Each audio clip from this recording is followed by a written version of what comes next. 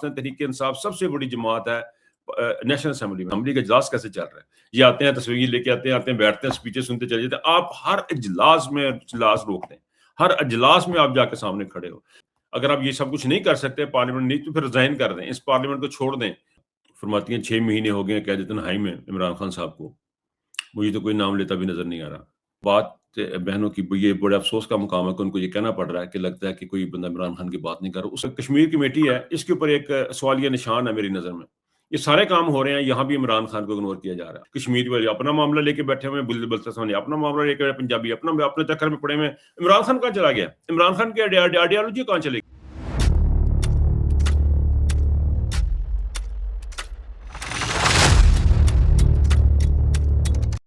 جی السلام علیکم ناظرین, میں ہوں نظر عباس لندن سے. 4 جون 2026 جمعرات کا دن. کل پھر وہی جب ہم اسکرولنگ کرتے ہیں, فون دیکھتے ہیں, چیزیں دیکھتے ہیں, کچھ تیاری کرنے کے لیے جب بندہ دیکھتا ہے تو پھر ایک جھٹکا یوں لگا کہ عمران خان کی بہن کا ایک سٹیٹمنٹ ہے اور عظمیٰ خان کا. فرماتی ہیں 6 مہینے ہو گئے قیادتاً ہائی میں عمران خان صاحب کو, مجھے تو کوئی نام لیتا بھی نظر نہیں آ رہا. ان 3 بہنوں نے رقم کر دی تاریخ, انہوں نے ایک ہسٹری بنائی ہے. بہنیں اسی طرح ہی ہوا کرتی ہیں, بہنیں ایسی ہی ہوا کرتی ہیں, مائیں بھی ایسی ہی ہوا کرتی ہیں. یہ ایک عورت کا وہ خوبصورت چہرہ ہے, ماں اور بہن اور بیٹی, جس کی کہ مثال جو ہے وہ شاید کہیں بھی نہیں ملتی. میری اپنی زندگی میں ایسے بے شمار واقعات ہیں جہاں میں نے دیکھا کہ بہنوں اور بیٹیوں نے آگے بڑھ کے اپنے خاوندوں کا, اپنے بھائیوں کا ساتھ دیا ہے. اور پاکستان تحریک انصاف کی تمام مائیں بہنیں اس جنگ میں, چاہے وہ ختیجہ شاہ ہے, چاہے وہ صنم جاوید ہے, چاہے وہ عظمیٰ خان ہے, لمبی لسٹ ہے, نام نہیں تمام لے سکوں گا, لیکن یہ تمام کے تمام وہ چہرے ہیں. لیکن اس میں دکھ کی کیا بات ہے؟ دکھ کی بات, یہ تو بڑی خوشی کی بات ہے کہ بہن اور خواتین جو ہیں اپنی جنگ میں حصہ لے رہی ہیں, اس جہاد میں حصہ لے رہی ہیں. جہاد جو ہے وہ عبادتوں میں سب سے بڑی عبادت ہے. جہاد چاہے وہ اپنے نفس کا ہو, چاہے وہ جہاد کسی بھی قسم کا جہاد ہو, وہ جہاد جو ہے وہ اول درجے کا سیکریفائس کا ایک کہنا چاہیے کہ طریقہ عبادت کا. اس میں تو خوشی کی بات ہے کہ بہنیں حصہ لے رہی ہیں, لیکن دکھ کی بات یہ ہے کہ ان کو لگتا ہے کہ ان کے علاوہ ان کو نام نہیں لے رہا, ان کے علاوہ کوئی کام نہیں کر رہا, ان کے علاوہ چیزیں ہو نہیں رہی, اس کے علاوہ چیزیں موومنٹ ہو نہیں رہی. اور یہ کراس دا گلوب ہو رہی ہیں اس وقت. یہ جو سپریشن ہے پاکستانیوں کا, پاکستانیوں کو دبانے کا جو کام ہے, پاکستانیوں کو نکر لگانا ہے, جنہوں کہتے ہیں پنجابی نکر لانڈین ہے, وہ جو کام ہے وہ کراس دا گلوب ہو رہا ہے.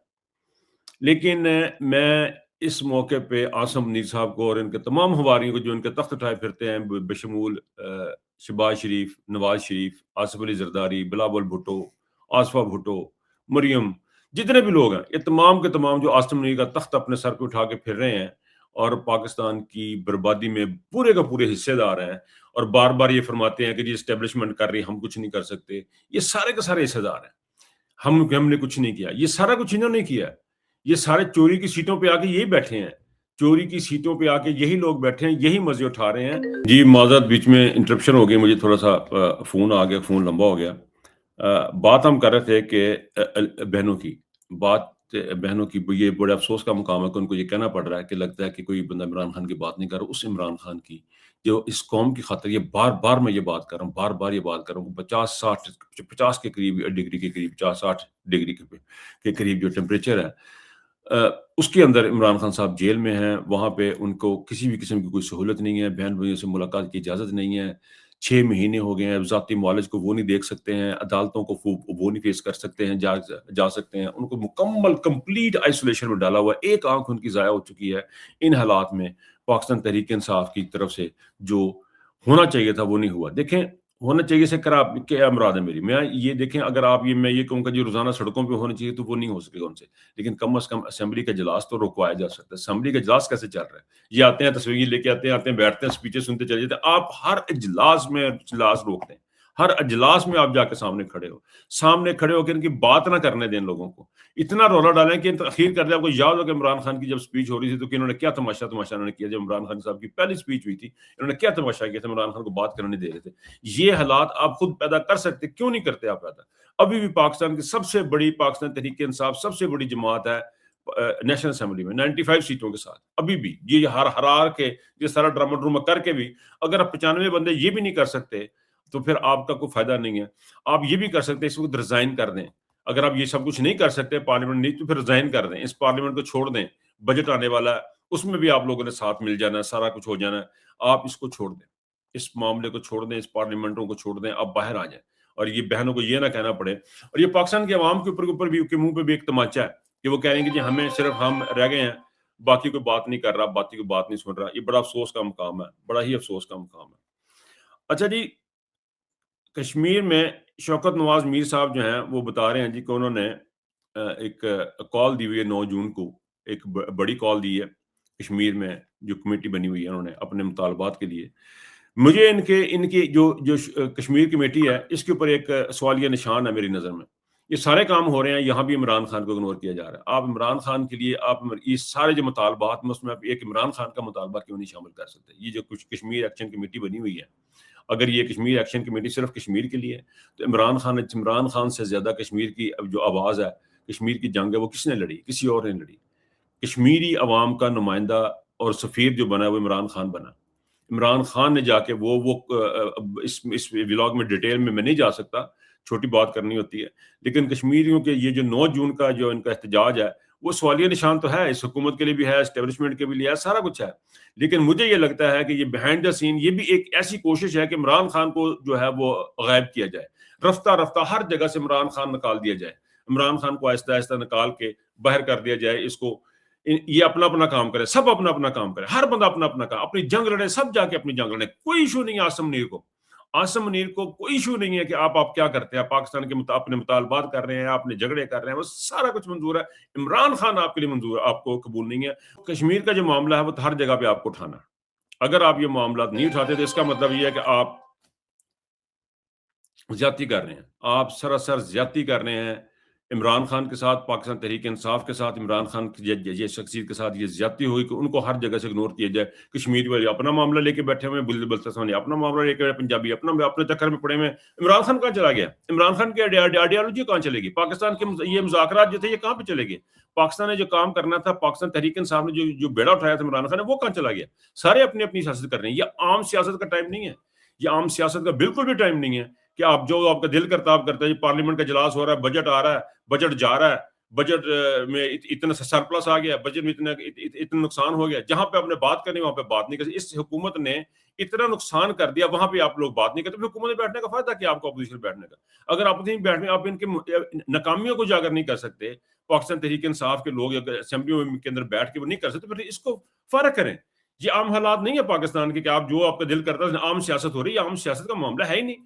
آپ چھوڑ دیں سارا کچھ, گھر بیٹھ جائیں بھائی. آپ ماتم شروع کر دیں نا, سڑکوں پہ نکل کے ماتم کریں, سڑکوں پہ نکل کے. اب سڑکوں پہ نکل کے گھر میں ماتم کریں, نوحے بیٹھ کے سنیں.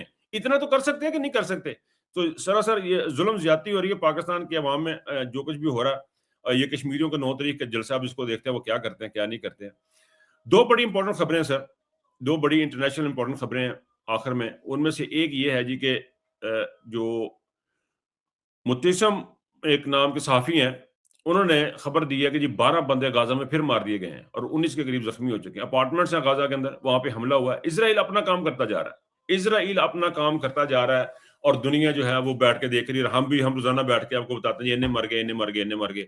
لیکن حیرت انگیز طور پہ دنیا کے اوپر کسی جگہ پہ ان کے دماغ, ان کے کانوں پہ جوں نہیں رینگ رہی ہے, اور یہ وہ اپنا کام کرتے جا رہے ہیں اور یہ ہوتا جا رہا ہے. یہ خبریں وہاں سے ہیں.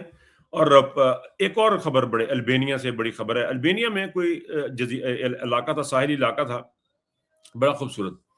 اس کے بارے میں پتہ اس وقت لگا کہ یہ اسرائیلی جو ہے وہ ٹرمپ کا جو داماد ہے اس نے وہ خرید لیا, وہ علاقہ خریدا ہے, اور وہاں پہ 2000 کے قریب 1000 کے قریب وہ گھر بنانا چاہ رہے ہیں, اپارٹمنٹ بنائیں گے, ریزورٹ بنائیں گے. بڑی خوبصورت جگہ, اس کا ویوز بڑے خوبصورت ہے, یہ ہے وہ ہے, لٹن پٹن.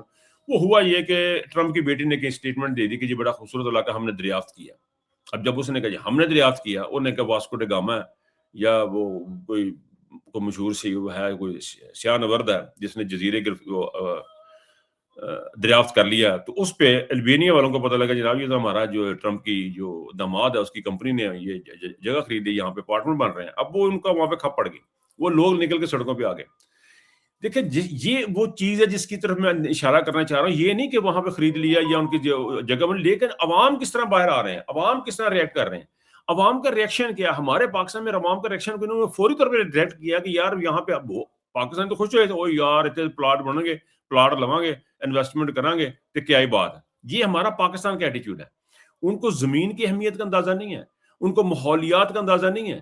وہ رو رہے ہیں کہ یہاں پہ ماحولیات اتنی ہیں، یہاں پہ چرند پرند اتنے ہیں، یہاں پہ خوبصورتی اتنی ساری برباد ہو جائے گی کیونکہ ہم یہاں پہ وہ بنانے لگے ہیں اپارٹمنٹس، اور اس کو پھیلا رہے ہیں اور یہ بڑھتا جائے گا. یہاں پہ ماحولیت ختم ہو جائے گی، خوبصورتی ختم ہو جائے گی، جانور ختم ہو جائیں گے، درخت ختم ہو جائیں گے. نیچر، خدا کی قدرت سے جو بنی ہوئی چیزیں وہ ساری ختم ہو جائیں گی. ان کو اس بات کی فکر ہے. ساڈے تے فکر ہی کوئی نہیں. پلاٹ لا لو جی، کٹ دو. حافظ آباد میں میرے ایک عزیز ہیں، ان کے پاس میں گیا تو ان کے زمینیں اس کے کنارے ہیں، روڈ کے ساتھ ہیں، ان کی زمینیں ہیں. تو ان کا بیٹا کہنے لگا جی یہاں پہ کلونی کاٹ دینی. میں اس کو منہ دیکھ رہا تھا کہ یہ کلونی کاٹ کے یہ کتنے دن زندہ رہے گا، یہ 50 60 سال 100 سال دن زندہ رہے گا، کتنا زندہ رہ جائے گا. اس کے بعد یہ کیا ہوگا، یہاں پہ زمین نہیں ہوگی. یعنی آنے والے ہزاروں سال تک جو ہے وہاں پہ کھیتی باڑی ہو سکتی ہے. وہاں پہ ان کو اچھا خاصا پیسہ بھی آ رہا ہے، وہاں پہ کھیتی باڑی بھی ہو رہی ہے، وہ اس کو پلاٹ بنا رہے ہیں. یہ ہمارے ایٹیچیوڈ ہے. اسی طرح ہمارا ڈی ایچ اے کا ایٹیچیوڈ ہے. ہر جگہ پلاٹ بنا دو جی، کاٹ دو، یہاں پہ پلاٹ بنا دو. اسلام آباد میں جی سارے پلاٹ بنا دو، غریبوں کو نکال کے باہر کر دو، پلاٹ بنا دو. یہاں پہ بڑے بڑے بلڈنگیں بنے گی. یہ جو سوچ ہے، بڑی بلڈنگیں بنانے والی جو سوچ ہے، یہ ہمیں ڈسٹرائے کر رہی ہے، ہماری نیشن کو ڈسٹرائے کر رہی ہے، ہماری قوم کو ڈسٹرائے کر رہی ہے. بہرحال میں آپ سے اجازت چاہوں گا. اپنا بہت خیال رکھیے گا. اللہ حافظ.